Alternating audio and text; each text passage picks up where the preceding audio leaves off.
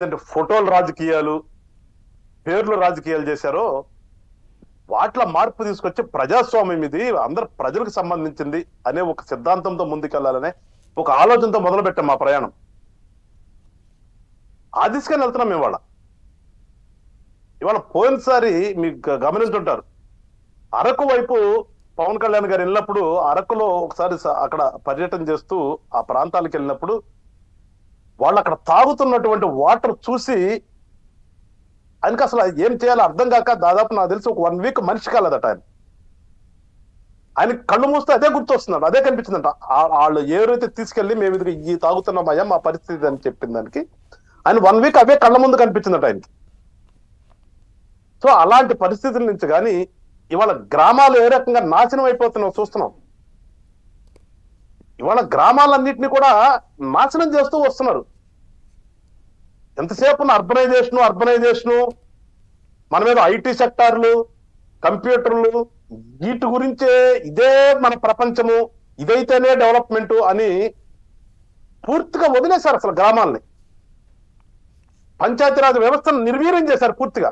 చూసాం కదా పోలీసారి మాట్లాడితే వాలంటీరు, అసలు పంచాయతీలో ఎన్నుకున్నటువంటి ప్రెసిడెంట్, ఆ పంచాయతీ ప్రెసిడెంట్ ఉన్నాడా లేదో తెలియని పరిస్థితి, అసలు పంచాయతీ ఉందో లేదో తెలియని పరిస్థితి, ఈయన మండల వ్యవస్థలు అసలు ఎటుపోతున్నాయో తెలియదు.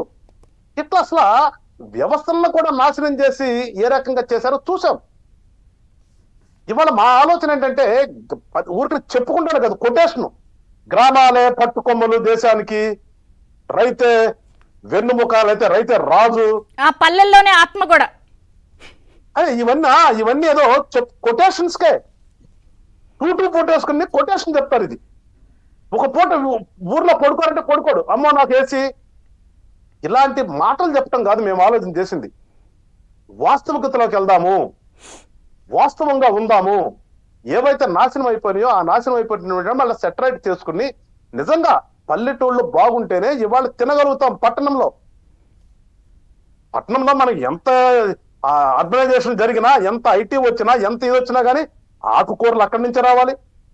సరే రైస్ తింటాం మానేసి ఇంకా ఏమేమి తిన్నా గానీ ఆ తినే దాంట్లో కలిపే పదార్థం కూడా అక్కడే ఆరైతే గోసు కట్టుకుని ఆ నీళ్లు జల్లి పండించి పంపిస్తేనే తినగలుగుతాం.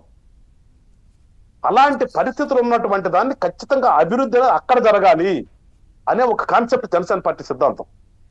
ఇవాళ ఆ దిశగా ఆలోచించే పవన్ కళ్యాణ్ గారు ఉన్నారు కాబట్టి ఆ శాఖ వచ్చింది. ఆ శాఖ ఖచ్చితంగా మా నాయకుడు న్యాయం చేసి తీరుతాడు. మేము ఇక్కడ మార్పు అనుకోవట్లేదండి. మీరు ఇందా నుంచి మార్కు అన్నారు. ఏ ఒక్క మార్కు కాదు మేము అంటుంది, ఇక్కడ మార్పు అంటున్నాం మేము. మార్పు వేరు, వ్యక్తి మార్కు అనేది తీసి పక్కన పెట్టి ఆ ఫోటోలు వేసుకుంటే మార్కులు అవ్వండి. అవి మార్పు కోరుకుంటున్నాం. ఆ మార్పు అంటే 100 మంది కూడా మెచ్చుకోవాలి. 100 మంది మాకు ఇవాళ మంచిగా ఉన్నాము, హాయిగా ఉన్నామని వాళ్ళు ఫీల్ అవ్వాలి.